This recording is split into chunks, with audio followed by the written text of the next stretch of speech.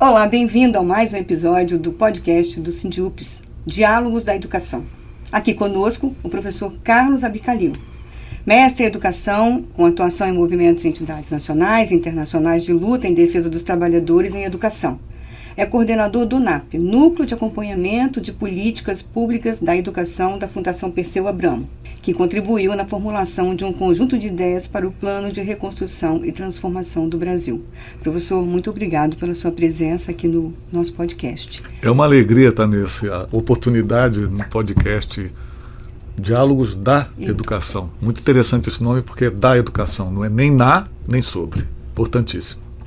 O nome da palestra que o senhor vai fazer lá no Sindiúpes, no Congresso, no 36º Congresso do Sindiúpes, Gestão Democrática e a Participação da Comunidade Escolar na Rotina Funcional da Educação Pública Capixaba. Esse nome grande, como fazer isso acontecer? Bom, primeiro nós temos de entender que a democracia está em disputa em todo canto, inclusive no universo educacional. Por isso acho que é muito chamativo o título que está posto, que aliás é parte da chamada geral do Congresso, né, onde a democracia é o principal ponto a ser abordado, discutido, debatido, atualizado. Nós estamos saindo de um período pós-golpe traumático, pós-golpe institucional, midiático, de um governo profundamente autoritário, que destrata o respeito às pessoas em âmbito nacional, que desafia instituições, que todo o tempo trabalha como a mentira como sendo estratégia de governo, e evidentemente trazer esse tema ao debate educacional diante de um conjunto de tensões que a educação incorpora, em razão de estar inserida numa sociedade de conflito, evidentemente é muito importante. Portanto, esse nome tão extenso vai nos levar a abordar amanhã na mesa temática específica cada um dos termos que estão apontados aí.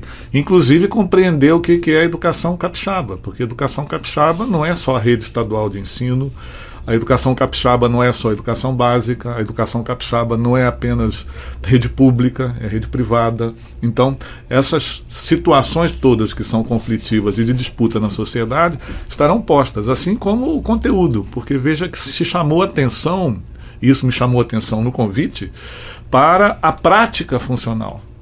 Portanto, nós estaremos tratando de uma abordagem que é uma abordagem conceitual, de consideração conjuntural e estrutural, mas, ao mesmo tempo, colocando atenção na prática efetiva dos profissionais da educação inseridos nesse contexto de disputa. No caso do Espírito Santo, inclusive com a implementação, que deverá ser avaliada em algum ponto, daquela lei complementar de 2015, que criou inclusive uma segregação entre escolas na perspectiva da reforma do ensino médio, que por si só já foi traumática, e evidentemente agora deve estar sendo reorientada numa perspectiva de recuperar as conquistas constitucionais de 1988. A escola pública é uma unidade básica do sistema educacional. Até 2016 houve grandes investimentos, a gente sabe, nas séries iniciais, na alfabetização. Mas nas séries finais do ensino fundamental, isso vem perdendo fôlego, né? Na pandemia isso piorou muito, inclusive, né? Como é que a gente pode vencer esse desafio? Em primeiro lugar, considerar que no Brasil a educação não foi direito universal todo o tempo. Nós estamos falando de menos de 100 anos de concepção de escola pública. É da década de 30 do século passado e somos o país da América do Sul que mais tempo teve de escravidão e de negação de direitos, inclusive de consideração da dignidade das pessoas. Então, no caso brasileiro, a educação básica foi relegada desde o início a esferas mais descentralizadas de oferta educacional, de maneira desorganizada, dedicada sobretudo a municípios e a estados. Desde o período imperial, vamos nos lembrar que quando a família imperial veio para o Brasil, contratou imigrantes alemães, italianos, etc., e ofereceu a eles escola. A escola que era dirigida à hierarquia do império, mas não ofereceu aos cidadãos e cidadãs já nascidos no Brasil essas oportunidades. Aliás, a escola é um privilégio católico e masculino, sobretudo, para a gente entender o que isso significa. Então, ao longo desses 100 anos, foi muita luta popular, acadêmica, de movimentos com distintos níveis de informação e organização, para conseguir afirmá-lo como direito. E esse direito veio a ser afirmado na Constituição de 1945, depois veio o golpe, e depois do golpe só em 1988. E só se tornou universal e estendida desde a infância até a conclusão do ensino médio como obrigatória em 2009. Então, para considerar essas situações, a gente tem que primeiro considerar que a história é uma história de descentralização e, portanto, nosso histórico foi de transferir responsabilidades para esferas locais, sem que a isso correspondesse as condições humanas de recursos financeiros, estruturais, acadêmicos, para organizar um sistema robusto. Essa alteração de contexto veio depois dos anos 90, quando conseguimos, depois de muito tempo de disputa, aquela organização do Fundef, que era a repartição de recursos públicos proporcionais ao volume de matrículas, né, entre estados e municípios, com uma pequeníssima participação do governo federal. Depois, com o presidente Lula no Fundeb, que ampliou em muito, a participação federal foi decuplicada no financiamento e se estendeu da creche até a conclusão do ensino médio como escolaridade obrigatória. Nós estamos colhendo o efeito desse movimento que é muito recente. Então, de certo modo, do ponto de vista histórico, normal que as séries iniciais tenham avançado mais, em razão do investimento que foi continuado, pelo menos por uma década. Teve aí o interregno de 2016 para cá drástico, e evidentemente precisa prosseguir para o próximo ciclo, com muito investimento ainda, com qualificação profissional, com debate sobre o que significa ter qualidade, porque eu sou do tempo, viu, Tânia, que tinha que fazer exame de admissão aos 11 anos de idade. A gente tinha o primeiro vestibular aos 11 anos de idade, porque metade de nós não tinha escola. Eu fiz. Já entrei no Zenta. A gente só sai do Zentas quando alguém carregar a gente para o endereço que a gente não controla, não é isso? É. Mas veja, até 1972, metade das crianças brasileiras que conseguiam ingressar na escola, porque a outra metade nem entrava, já parava aos 11 anos de idade. Já ia para um processo de formação profissional, de engajamento no mercado de trabalho aos 11 anos e, portanto, não prosseguia estudos. Nós superamos isso e ainda estamos longe de garantir a universalização. Mas esses passos todos só foram conquistados em razão de muita mobilização popular, de aspiração das famílias de terem seus filhos engajados em processos escolares. Vamos nos lembrar que 10 anos atrás, quantas milhares de famílias brasileiras tiveram o seu primeiro filho, a sua primeira filha, ingressando num instituto federal ou numa universidade, para a gente entender o que isso significa, do tamanho atraso. Lamentavelmente, tivemos uma interrupção drástica, e você lembrou bem, o marco de 2016 com o golpe, e que foi muito acelerado e traumaticamente violentado nos últimos 4 anos.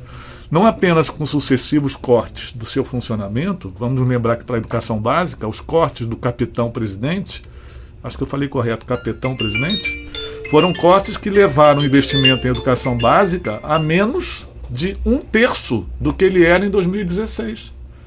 Ora, diante de uma consideração de que você tem mais estudantes, teve que fazer a travessia de uma pandemia, abandonar estados e municípios à sua própria sorte, e ainda em julho desse ano, quebrar a arrecadação do ICMS, que foi o que aconteceu, para reduzir eleitoralmente o preço da energia elétrica e dos combustíveis, que passou a eleição já estão voltando a subir. É só a gente olhar o noticiário. E nós dizíamos isso o tempo inteiro. Só que só essa iniciativa tirou da educação básica 16 bilhões de reais neste ano, com efeitos em todos os anos seguintes. Sabe por quê?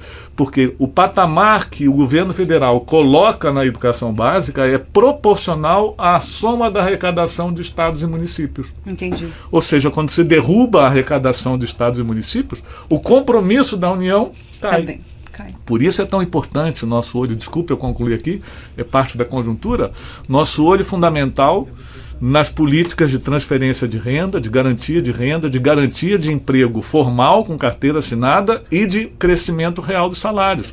Porque é isso que faz crescer a capacidade de arrecadação de estados e municípios e devolver, portanto, as condições de funcionamento adequadas das escolas brasileiras.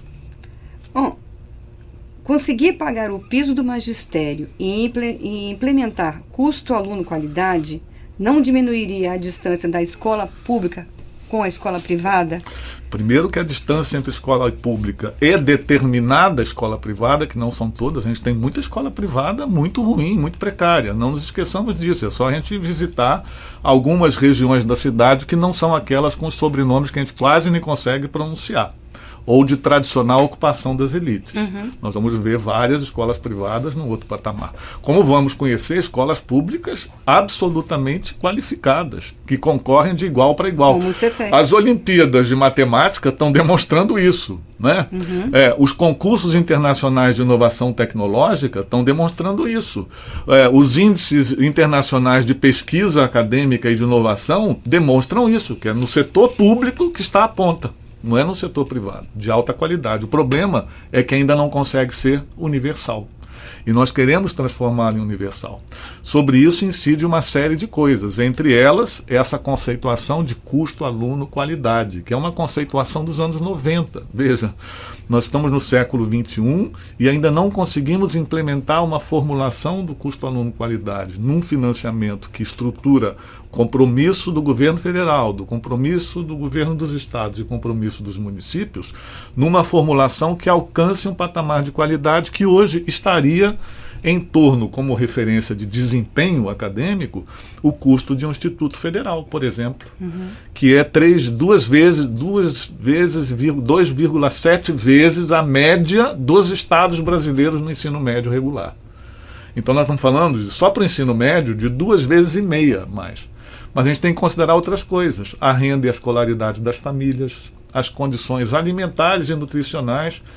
Veja como anteontem me admirei de maneira muito positiva com a expressão do vice-presidente eleito Alckmin ao dizer que a primeira emergência é a criança que está desmaiando de fome no pátio da escola. Ora, nós tínhamos superado isso há anos. Não só porque o Brasil tinha saído do mapa da fome, mas porque a educação fazia o programa de aquisição de alimentos da agricultura familiar e melhorava a vida do entorno inteiro, inclusive a saúde das crianças. Mas todo o entorno era beneficiado por isso. Isso foi rompido, a ponto de há 6 anos não haver reajuste da parte da União, nem no transporte escolar, nem na merenda escolar. Mas não foi só isso que não ajustou salário mínimo, tem mais desemprego, o empobrecimento foi gravíssimo, voltou a fome, subnutrição de crianças até 6 anos de idade. Vocês viram uma semana atrás as notícias de internações que cresceram 3 vezes no início deste ano. E a pandemia, obviamente. Agora, tem gente que pensava que para a pandemia o melhor remédio, como dizia o ex-ministro Onyx Lorenzoni, que felizmente perdeu a eleição gaúcha, o melhor remédio para a pandemia era todo mundo se contaminar. Então não bastaram os 700 mil mortos e famílias vitimadas. Era tal contaminação de rebanho que eles falam, não, imunidade de rebanho. Olha, que raciocínio é esse? Para esse tipo de raciocínio, a Câmara de Gás é válida para aqueles que não sejam brancos, que não tenham conta bancária, que não tenham crédito, um cartão de crédito Visa Internacional e que não participa das rodas de banquetes. Esse é um raciocínio que não vale num regime democrático, de Estado de Direito, de avanço civilizatório, de reconhecimento de dignidade igual para todos. A conquista do custo-aluno-qualidade, que é um conceito que tem que se transformar em orçamento, significa exatamente colocar essa igual dignidade como referência. E a partir dela dar todas as condições no entorno da escola, e isso tem a ver com as condições de vida das famílias e das pessoas, para que esse desenvolvimento seja integralizado e essa oportunidade garantida como sendo um direito universal. A reconstrução e transformação do Brasil passa pela escola. O senhor acha que a formação dos professores é uma obrigação deveria ser uma obrigação do governo federal? Em todas as sociedades avançadas e democráticas, é obrigação do Estado. Se é federal, estadual ou municipal, depende de qual é a organização federativa que determinada nação resolveu fazer. No caso brasileiro, a organização federativa concede, inclusive, autonomia para que estados constituam universidades, não sei se é o caso do Espírito Santo, mas há, por exemplo, Bahia tem várias universidades estaduais, São Paulo tem, inclusive, das melhores no ranking internacional, e que são centros de formação. Não são do governo federal, mas são centros de formação. Durante os anos 90, por abandono e falta de interiorização das oportunidades educacionais, muitos municípios também constituíram ou fundações ou institutos de formação de professores com seus recursos próprios, e são milhares de professores e professoras brasileiras formadas nessas instituições descentralizadas com muito esforço local. Foi só, e vamos nos lembrar que logo depois da Constituinte, Fernando Collor de Mello era contra a gratuidade e o direito universal à educação, e na sua sucessão Fernando Henrique Cardoso igualmente, tanto que proibiu por decreto a expansão das universidades e dos Cefetes à época, né, que não eram ainda institutos federais. Nós só viemos a ter a inversão dessa responsabilidade com a ascensão do governo Lula. Aliás, um presidente que não tem título universitário, que não passou pela universidade, que passou pelo exame de admissão, esse a que eu me referi, e não teve oportunidade de continuar os estudos simplesmente por suas condições econômicas e familiares. Mas ainda assim, como diz todo brasileiro, é teimoso, né, e não desiste nunca, ele é um forte exemplo dessa significação. Mas mais do que isso, já dizia Anísio Teixeira, que completou 100 anos no ano passado, aliás, um baiano, né, bem próximo de nós aqui no Espírito Santo, ele dizia que a escola é uma fábrica de democracia, porque é ela que dá a condição dos desiguais terem, num universo comum de convivência, as condições de superar a desigualdade e de se colocarem no patamar comum, para explorarem suas potencialidades, para desenvolverem seus talentos, para exercitar suas curiosidades, para inventar coisas, para responder perguntas, para conflitar opiniões. E esse universo está absolutamente inacabado. Por isso a gente fala de reconstrução, porque nós tivemos uma etapa de construção importantíssima na superação da ditadura, em particular. Como falei, o primeiro ciclo foi entre os anos 40 e 60, o segundo ciclo foi no final dos anos 70, já virando para o fim da ditadura. Enfrentamos nos anos 90 um freio de contenção em função do neoliberalismo que estava na nossa vizinhança. Superamos isso por 12 anos com muito esforço coletivo da sociedade, mas por uma firme decisão de governo, e vivemos agora, esse último sexteto, né, numa condição de desmonte. Vamos também notar que os desmontes se dão normalmente em períodos autoritários. E as conquistas democráticas, as conquistas de direitos, de oportunidades, de dignidade, se dão exatamente em períodos democráticos. Daí porque essa última eleição em particular, para o quadro brasileiro e para a educação pública exercitada como direito de todas as pessoas, foi tão definitiva, e é tão definitiva, como a gente já entrar o ano de 2023 preparando as condições de que essa reconstrução, e vamos notar bem aqui, a palavra reconstrução não é igual a restauração.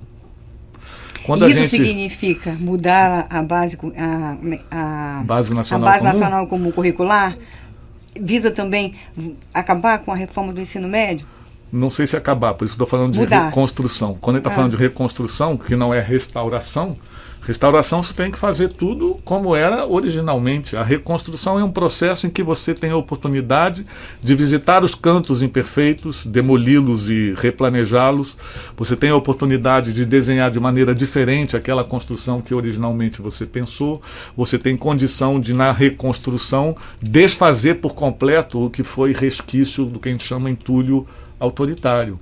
Nesse contexto, como a pergunta anterior era a formação de professores, a Base Nacional Comum Curricular, que estava sendo discutida no Congresso Nacional, no Conselho Nacional de Educação, por organizações acadêmicas desde os anos 14, logo depois do PNE, do Plano Nacional de Educação, foi destituída em 2016 com o golpe, a tal ponto que o Michel Temer mudou toda a nomeação do Conselho Nacional de Educação. Enviou a reforma do ensino médio por medida provisória. Acho que aqui deve ter tido aquele movimento Ocupa dos estudantes também, né, do ensino médio, que fizeram ocupações no país inteiro. E logo na sequência alterou toda a normativa referente à formação de professores, que, aliás, hoje, precisamente na data de hoje, foi motivo de debate na Comissão de Educação da Câmara dos Deputados.